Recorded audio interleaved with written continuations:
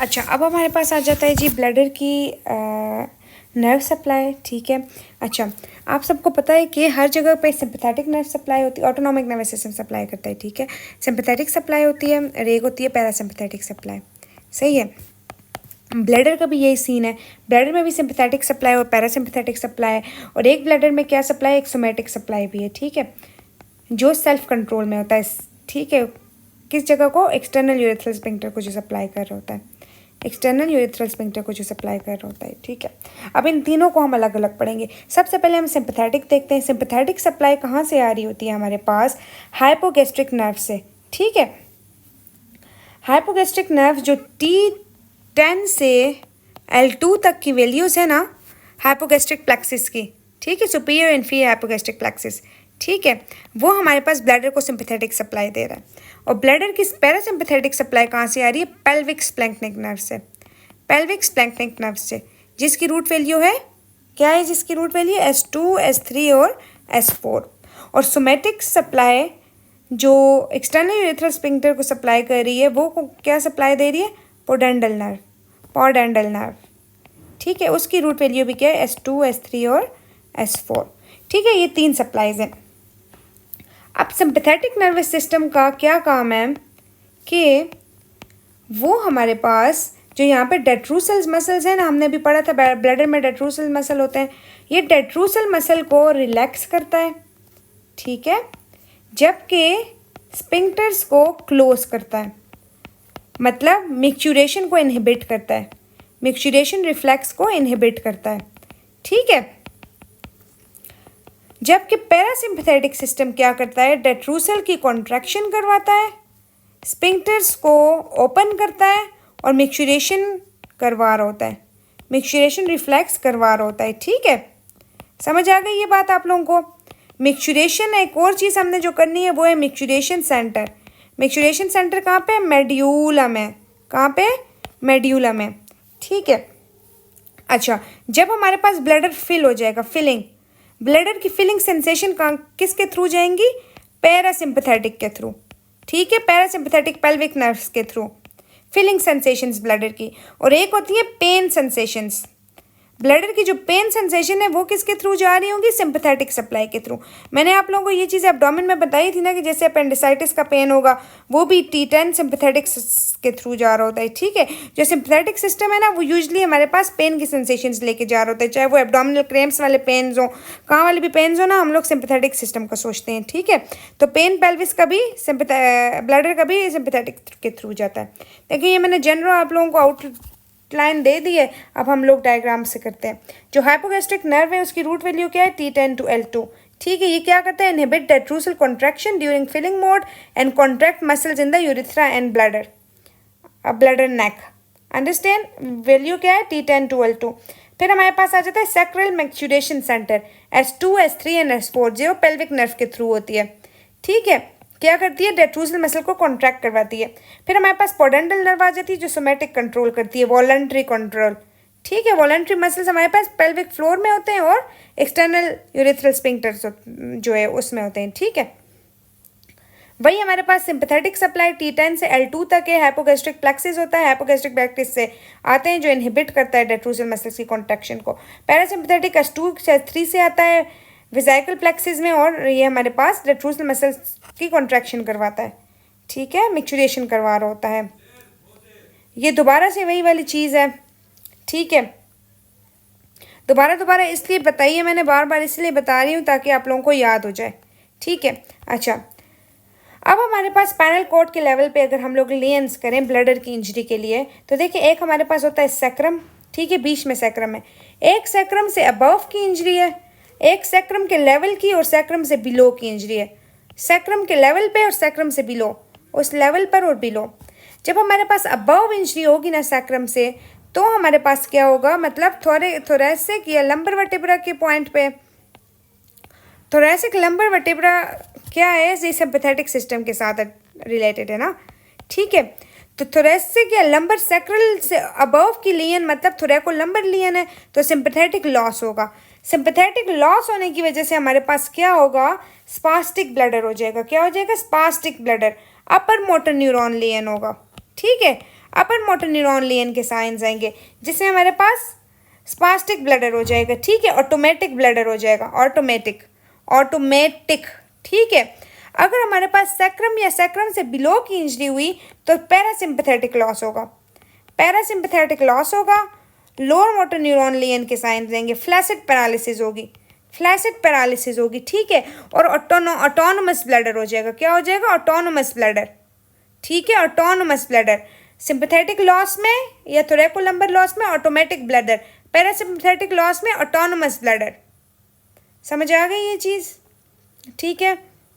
ये वही हमारे पास मेल जेनिटल ऑर्गन्स हैं, ठीक है। अब हम पढ़ेंगे अगली चीज़, वो है प्रोस्टेट, ठीक है।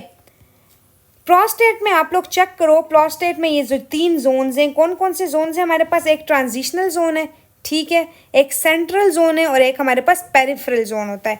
कौन सा जोन होता है, पेरिफेरल जोन होता है, ठीक है। पेरिफेरल जोन पे जो एमसीक्यूज आता है वो क्या आता है कि लार्जेस्ट, सबसे लार्जेस्ट जोन कौन सा है, पेरिफेरल जोन है, ठीक है। और सीए प्रोस्टेट किस जोन में कॉमन है, इसी पेरिफेरल जोन में सीए प्रोस्टेट कॉमन है, ठीक है, सीए प्रोस्टेट इसी पेरिफेरल जोन में कॉमन है। फिर हमारे पास ट्रांजिशनल जोन पे क्या एमसीक्यूज आता है कि जो हमारे पास बीपीएच है ना, बिनाइन प्रोस्टेटिक हाइपरट्रॉफी, वो ट्रांजिशनल जोन में कॉमन है। ये चीज़ समझ आ गई आप लोगों को, अच्छा।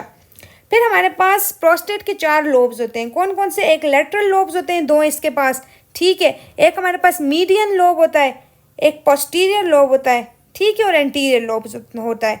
ये सारे लोब्स हैं, प्रोस्टेट के लोब्स हैं, ठीक है।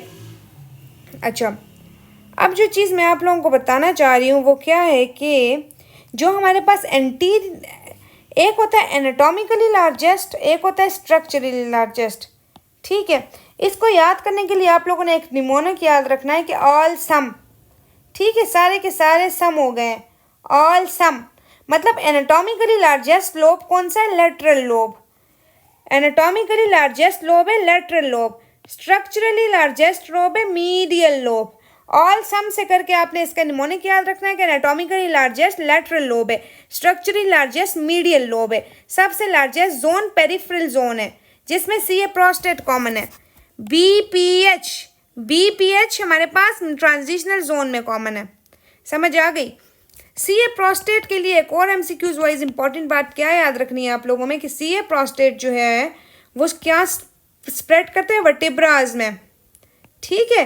किसके थ्रू स्प्रेड करता है, ये एमसीक्यूज है अब, इंटरवर्टिब्रल प्लेक्सिस के थ्रू, किसके थ्रू, इंटरवर्टिब्रल प्लेक्सिस के थ्रू वर्टिब्राज में स्प्रेड करता है।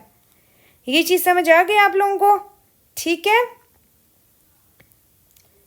अच्छा, ये बात तो पता है ना कि प्रोस्टेट में जो है वो यूरिथ्रा, प्रोस्टेटिक यूरिथ्रा होता है, ठीक है, यहाँ से इजैकुलेटरी डक्ट आती है, यहाँ पे सेमिनल कॉलिक्यूलस पॉइंट होता है जहाँ पे ये यूरिथ्रा और इजैकुलेटरी डक्ट आपस में मिल जाती हैं और आगे जो है वो सेम कैनाल होता है इन दोनों का, ठीक है। ये ऑल सम वाली बात समझ आ गई है। अब थोड़ी सी डेवलपमेंट कर लेते हैं ब्लैडर की। देखिए हमारे पास हाइंड गट होता है ना, ठीक है, हाइंड गट को डिवाइड करता है सेंटर से एक हमारे पास सेप्टम होता है जिसे हम लोग कहते हैं यूरोरेक्टल सेप्टम, ठीक है। ये यूरोरेक्टल सेप्टल विद टाइम जो है वो डीपन होता जाता है, डीप डीप डीप होता है, ठीक है। ये फ्रंट पे जो है वो यूरोजेनिटल साइनस बना देता है, ठीक है, और बैक पे जो है वो एनोरेक्टल कैनाल बन जाती है, ठीक है। एक पॉइंट जब दोनों डिवाइड कर देता है, यूरोरेक्टल सेप्टम दोनों को डिवाइड कर देता है तो डेफिनेटिव यूरोजेनिटल साइनस बन जाता है और एनोरेक्टल कैनाल पीछे रह जाती है, ठीक है। और बीच में यूरोरेक्टल सेप्टम होता है जो इसे डिवाइड करता है। अब ये भी एमसीक्यूज है कि कौन डिवाइड करता है, यूरोरेक्टल सेप्टम डिवाइड करता है, ठीक है। और ये देखें ये यूरेकस का पॉइंट है जिसके थ्रू ब्लैडर जो है एलेंटॉइंस, जिसके थ्रू ब्लैडर जो है वो हमारे पास अम्ब्लाइकस से अटैच होता है, ठीक है। अब इसकी जो इंजरी है यूरेकल सिस्ट हो गया, ठीक है, यूरेकल सिस्ट वगैरह आप सबको अगर देखना है तो इंशाल्लाह रिप्रोडक्शन की वीडियोस आएंगी, उसमें मैं आप लोगों को डिटेल में करवाऊंगी, ठीक है, वहाँ से आप लोगों की समझ आ जाएगी। अब ये जनरली फीमेल और मेल जेनिटल ऑर्गन्स की डेवलपमेंट है, इसको भी हम रिप्रोडक्शन के साथ करेंगे। सिर्फ ये याद रखें जो एक होता है पैरामीजोनेफ्रिक डक्ट, एक होता है मीजोनेफ्रिक डक्ट, ठीक है। जो मेल है ना, मेल एम से मीजोनेफ्रिक डक्ट, तो मेल के जेनिटल ऑर्गन्स किससे बनते हैं, मीजोनेफ्रिक डक्ट से, ठीक है। और फीमेल के जेनिटल ऑर्गन पैरामीजोनेफ्रिक डक्ट से बनते हैं, फीमेल के, ठीक है, क्योंकि पैरामीजोनेफ्रिक डक्ट क्या बना देता है हमारे पास, यूट्रोविजाइनल डक्ट बना देता है, मतलब यूट्रस और विजाइना बनेगा आपसे, ठीक है। और मेल के मीजोनेफ्रिक डक्ट से मेल जेनिटल ऑर्गन्स बनते हैं। ये बात बस याद कर लो, कैसे कैसे बनते हैं वो चीज़ें रिप्रोडक्शन की वीडियो देख के आप लोगों को समझ आ जाएगी इंशाल्लाह, ठीक है। ये वही वाली बात आ गई है कि सबसे आगे ब्लैडर है, ठीक है। ब्लैडर और यूट्रस के दरमियान में जो पाउच है उसे हम कहते हैं यूट्रो विजाइको यूट्राइन पाउच, ठीक है। फिर यूट्रस और रेक्टम है, रेक्टम और यूट्रस के दरमियान जो पाउच है उसे हम कहते हैं रेक्ट्रो यूट्राइन पाउच। समझ आ गई ये बात? अच्छा, ये अब जो है ना वो कॉमन देखें, ये हमारे पास एब्डोमिनल एओर्टा है। एब्डोमिनल एओर्टा जो है वो L4 के पॉइंट पे जो है वो डिवाइड हो जाता है कॉमन इलियक आर्टरीज में, ठीक है। कॉमन इलियक आर्टरी जो है वो फिर आगे डिवाइड हो जाती है इंटरनल इलियक और एक्सटर्नल इलियक में। एक्सटर्नल इलियक मैंने आप लोगों को बता दिया कि लोअर लिम्ब की सप्लाई फीमोरल आर्टरी में डिवाइड हो जाती है, बना देती है। इंटरनल इलियक अब पेल्विस पेरिनियम को सप्लाई करेगा। अब इंटरनल इलियक से यूट्रस के लिए यूट्राइन आर्टरी निकल जाती है, रेक्टम के लिए मिडल रेक्टल आर्टरी निकल जाती है, ठीक है। और ब्लैडर के लिए सुपीरियर वेसाइकल आर्टरी दे देता है ये, ठीक है। विजाइना के लिए विजाइनल आर्टरी दे देते हैं और साथ इन्फीरियर वेसाइकल आर्टरी भी देता है। ये पॉइंट क्लियर है आप सबको? ठीक है। अब आ जाता है जी, हम थोड़ा सा रेक्टम स्टार्ट कर देते हैं अब, सही है। सबसे पहले रेक्टम की थोड़ी सी जो आर्टीरियल सप्लाई है ना वो थोड़ी सी कॉम्प्लिकेटेड है, तो हम पहले वो कर लेते हैं, ठीक है। क्योंकि रेक्टम के 3 पॉइंट्स पे 3 डिफरेंट आर्टरीज सप्लाई करती हैं। ये देखें, ये हमारा एब्डोमिनल एओर्टा है प्यारा सा, ठीक है। तो एब्डोमिनल एओर्टा से हमने कहा था ना हाइंड गट के लिए ब्रांच होती है जिसे हम कहते हैं inferior mesenteric artery, inferior mesenteric artery, ठीक है। फिर एब्डोमिनल एओर्टा डिवाइड हो रहा है 2 कॉमन इलियक आर्टरीज में, और बीच में से एब्डोमिनल एओर्टा की एक आर्टरी निकलती है छोटी सी जिसे हम कहते हैं मीडियन सैक्रल आर्टरी। क्या कहते हैं? मीडियन सैक्रल आर्टरी, ठीक है। फिर जो कॉमन इलियक आर्टरी है उसमें से आती है इंटरनल इलियक आर्टरी, ठीक है। इंटरनल इलियक आर्टरी जो है वो खुद भी एक ब्रांच दे देती है, आगे डिवाइड हो जाती है किसमें? इंटरनल पोडेंडल आर्टरी में। इंटरनल पोडेंडल आर्टरी पेरिनियम की मेन आर्टरी है, ठीक है। पेरिनियम की मेन आर्टरी कौन सी है? इंटरनल पोडेंडल आर्टरी, ये याद रखना। इंटरनल पोडेंडल आर्टरी भी एक ब्रांच देती है। अब हम देखते हैं रेक्टम को कैसे कैसे ब्रांचेस आती हैं। ये जो इन्फीरियर मेसेंटेरिक आर्टरी है ना हाइंड गट वाली, वो आके देती है superior rectal artery. Superior rectal artery कौन दे रहा है? Inferior mesenteric artery. जो इंटरनल इलियक आर्टरी है ना वो उसमें से क्या ब्रांच निकल रही है? Middle rectal artery, middle rectal artery, ठीक है। फिर हमारे पास इंटरनल पोडेंडल आर्टरी है। जो इंटरनल पोडेंडल आर्टरी है वो हमारे पास देती है इन्फीरियर रेक्टल आर्टरी। समझ आ गई? जो इन्फीरियर मेसेंटेरिक आर्टरी है उसमें से सुपीरियर रेक्टल आर्टरी है, ठीक है। इंटरनल इलियक आर्टरी से हमारे पास आ रही है मिडल रेक्टल आर्टरी, ठीक है। जो इंटरनल पोडेंडल आर्टरी है उसमें से हमारे पास आ रही है इन्फीरियर रेक्टल आर्टरी, ठीक है। ये सारी ब्रांचेस आप लोगों ने याद रखनी है, ठीक है। ये बीच में से जो मीडियन सैक्रल आर्टरी आ रही है ना ये भी थोड़े से पार्ट को सप्लाई देती है। जो इंटरनल इलियक आर्टरी की मिडल रेक्टल आर्टरी ब्रांच है ना, इसके साथ ये चीज़ याद रखोगे कि ये यूजली कभी कभी प्रेज एब्सेंट भी होती है, ठीक है। ये एक MCQs है, ठीक है। कभी कभी इंटरनल इलियक आर्टरी की कौन सी ब्रांच एब्सेंट होती है? Middle rectal artery. समझ आ गई ये बात? ये रेक्टम की ब्लड सप्लाई कर दी हमने, ठीक है। फिर हमारे पास एक वेव से स्ट्रक्चर है। जो रेक्टम में म्यूकोजा है, रेक्टम और सिग्मोइड कॉलोन में ना वो ऐसे रिफ्लेक्शंस दे रहा होता है, ठीक है। उन रिफ्लेक्शंस को हम लोग कहते हैं हस्टन वेव्स। क्या कहते हैं? हस्टन वेव्स। हस्टन वेव्स पे MCQs आता है कि सबसे ज़्यादा कहाँ पे कॉमन है? सिग्मोइड कॉलोन में। सिग्मोइड कॉलोन और रेक्टम में हस्टन वेव्स होते हैं, ठीक है। ये चीज़ याद रखना आप लोग। अच्छा, अब रेक्टम की पेरिटोनियल रिलेशंस अगर हम लोग करें तो रेक्टम का जो इंटीरियर अपर 2/3 है ना वो पेरिटोनियम से कवर होता है, लेकिन पोस्टीरियर जो रेक्टम का पोस्टीरियर पार्ट है ना वो नॉन पेरिटोनियल होता है, पेरिटोनियल से कवर नहीं होता, रेट्रो पेरिटोनियल होता है, ठीक है। अच्छा, अब देखें हमारे पास